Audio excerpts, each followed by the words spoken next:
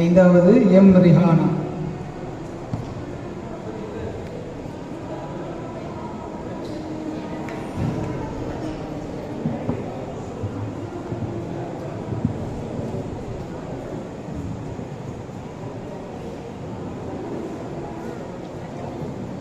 अस्सलामु अलैकुम वरहमतुल्लाहि वबरकातुहु नहमदुहु व नसल्ली अला रसूलिहिल करीम अम्मा बाद फ़क़द क़ाल अल्लाहु तआला फ़ी कलामिहिल क़दीम व फ़िल फ़ुरक़ानिल मजीद अऊज़ु बिल्लाहि मिनश शैतानिर रजीम बिस्मिल्लाहिर रहमानिर रहीम या अय्युहल्लज़ीना आमनू ला तत्तबिउ खुतुवातिश शैतान व मन यत्तबिउ खुतुवातिश शैतानी फ़इन्नहु यअमुरु बिल फ़हशाइ वल मुन्कर ஸதகல்லாஹுல் அலீம்.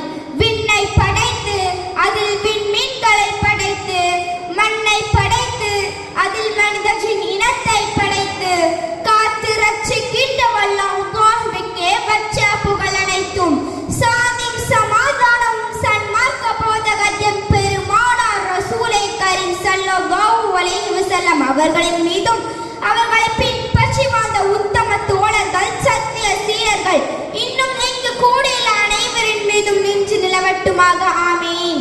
அன்பானவர்களே, முன்பொரு காலத்தில் அண்ணல் நபி ஸல்லல்லாஹு அலைஹி வஸல்லம் அவர்கள் இருண்ட காலத்தில் வாழ்ந்த மக்களை அழகிய பண்பாடு, நற்குணம், நல்லொழுக்கம், நீதி, நேர்மை, வாய்மை, அன்பு, கருணை என இஸ்லாத்தின் வழிமுறைகளில் வார்த்தெடுத்து சீர்மிகு சமுதாயமாக உயர்த்தினார்கள் காமில் நபி ஸல்லல்லாஹு அலைஹி வஸல்லம் அவர்கள். இஸ்லாத்தையே மூலதனமாக வைத்து உலகமெங்கும் தீனை நிலைநிறுத்தி பண்பட்ட சமுதாயத்தை கட்டமைத்தார்கள் சஹாபா பெருமக்கள். ஆனால் இன்றோ நம் யூத கிறிஸ்தவர்கள் இணை வைப்பவர்களின் மூடப்பழக்கங்களில் மூழ்கியும் நாகரீகம் என்ற பெயரில் வெட்கம் நாணமின்றி நாற்றமெடுக்கும் கலாச்சாரத்தில் சிக்கியும் சீரழிந்து கொண்டிருக்கிறது. பள்ளி வாசல்களில் பயபக்தியான தொழுகை இல்லாமல் போனது. பள்ளி வாசல்களிலும் வீடுகளிலும் ஓதி வந்த குர்ஆன் மூளையில் முடங்கி போனது. அடுத்தவரின் உரிமைகளும் அண்டை வீட்டாரின் கடமைகளும் காணாமல் போனது. உறவினர்களை பேணுவதும் தாய் தந்தையரை போற்றுவதும் நகைச்சுவையாக பார்க்கப்படுகின்றன. வியாபாரம் தொழில்களில் ஏமாற்றுவதும் மோசடி செய்வதும் திறமைகளாக போற்றப்படுகின்றன. வட்டின் அனைத்து வாசல்களுக்கும் ஹலால் என்று பெயரை சூட்டப்பட்டு அலங்கரிக்கப்பட்டு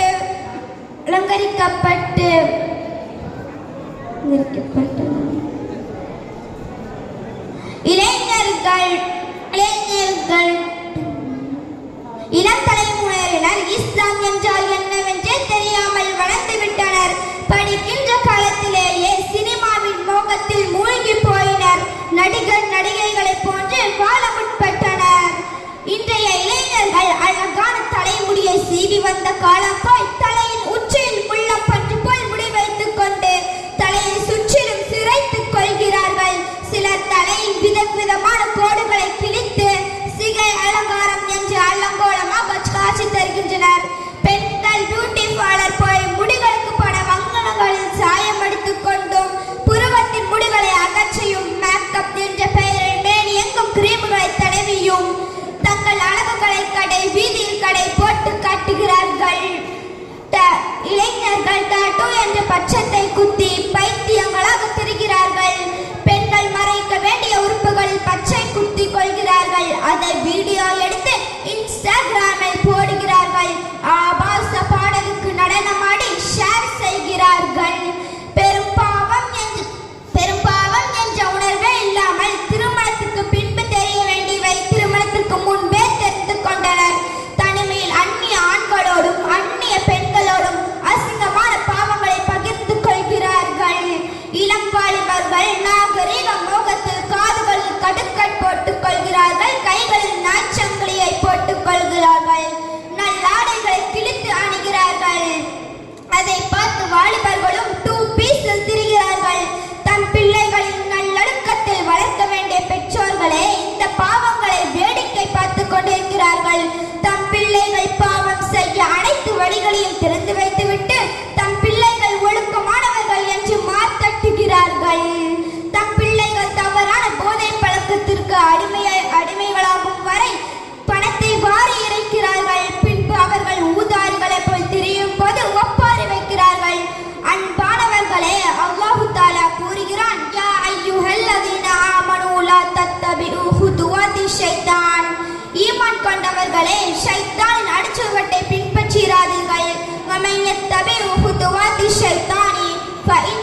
يأمر بالفحشاء والمنكر யார் ஷைத்தானின் அடிச்சுவட்டை பின்பற்றுகிறார்களோ அவர்கள் ஷைத்தானின் வெறுக்கத்தக்க செயல்களையே ஏவுவான். காமில் நபி ஸல்லல்லாஹு அலைஹி வஸல்லம் அவர்கள் கூறினார்கள், ஒரு தந்தை தன் பிள்ளைகளுக்கு நல்லொழுக்கத்தை விட சிறந்த அன்பளிப்பு வழங்கிவிட முடியாது என்றார்கள். மேலும் கூறினார்கள், குரு அவுலாதக்கும் பிஸ்ஸலாத்தி வஹும் அப்னாஹு சப்அ சினீன். உங்கள் குழந்தைகளுக்கு 7 வயது ஆகிவிட்டால் தொழுகச் சொல்லி ஏவுங்கள். வதுரிபூஹும் அலைஹா வஹும் அப்னாஹு அஷர சினீன். அவர்களுக்கு 10 வயது ஆகியும் தொழாவிட்டால் அடித்து தொழ வையுங்கள். இவ்வாறு பெற்றோர்கள் தம் பிள்ளைகளை பள்ளி வாசலுக்கு அழைத்துச் சென்று தொழுகையை பழக்கி தீனை கற்றுக் கொடுத்திருந்தால் இவ்வளவு கலாச்சார சீரழிவுகள் ஏற்பட்டிருக்காது. அதற்கு சாட்சி எங்களை போன்ற சிறார்கள் தான். நாங்கள் காலையும் மாலையும் மதரசாவிற்கு செல்கிறோம், தீனை படிக்கிறோம். யாரும் இல்லாத தனிமையிலும் அல்லாஹ்வின் பயத்தோடு வாழ கற்றுக்கொண்டோம். அப்படிப்பட்ட சிறந்த வாழ்க்கையை நாம் அனைவருக்கும் வாழ தௌஃபீக் செய்வானாக. ஆமீன் என்று கூறி என் உரையை நிறைவு செய்கிறேன். வஆஹிரு தஅவானா அனில் ஹம்துலில்லாஹி ரப்பில் ஆலமீன். அஸ்ஸலாமு அலைக்கும் வரஹ்மத்துல்லாஹி வபரகாத்துஹு.